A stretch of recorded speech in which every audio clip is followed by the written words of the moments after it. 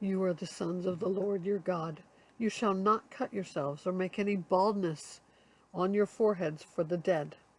For you are a people holy to the Lord your God, and the Lord has chosen you to be a people for his treasured possession out of all the peoples who are on the face of the earth. You shall not eat any abomination. These are the animals you may eat: the ox, the sheep, the goat, the deer, the gazelle, the roebuck, the wild goat, the ibex, the antelope, and the mountain sheep.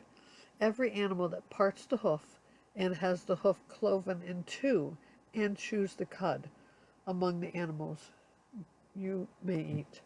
Yet of those that chew the cud or have the hoof cloven, you shall not eat these: the camel, the hare, and the rock badger, because they chew the cud but do not part the hoof, are unclean for you. And the pig, because it parts the hoof but does not chew the cud, it is unclean for you. Their flesh you shall not eat, and their carcasses you shall not touch. Of all that are in the waters you may eat these. Whatever has fins and scales you may eat, and whatever does not have fins and scales you shall not eat. It is unclean for you. You may eat all clean birds.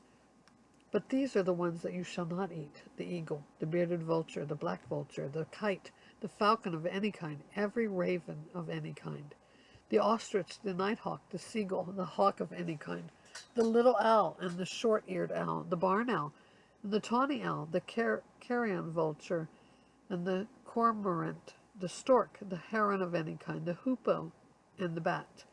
All winged insects are unclean for you. They shall not be eaten. All winged things you may eat. All clean winged things you may eat. You shall not eat anything that has died naturally. You may give it to the sojourner who is within your towns, that he may eat it, or you may sell it to a foreigner, for you are a people holy to the Lord your God. You shall not boil a young goat in his mother's milk.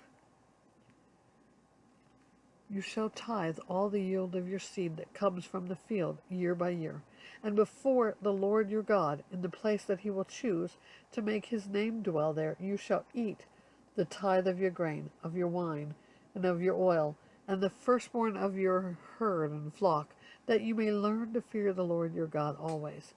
And if the way is too long for you, so that you are not able to carry the tithe, when the Lord your God blesses you, because the place is too far from you, when the Lord your God chooses, which the Lord your God chooses to set his name there, then you shall turn it into money, and bind up the money in your hand, and go to the place that the Lord your God chooses, and spend the money for whatever you desire: oxen, or sheep, or wine, or strong drink, whatever your appetite craves, and you shall eat there before the Lord your God, and rejoice, you and your household.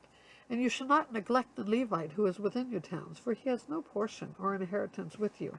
At the end of every 3 years you shall bring out all the tithe of your produce in the same year, and lay it up within your towns. And the Levite, because he has no portion of inheritance with you, and the sojourner, the fatherless, and the widow, who are within your towns, shall come and eat and be filled, that the Lord your God may bless you in all the work of your hands that you do.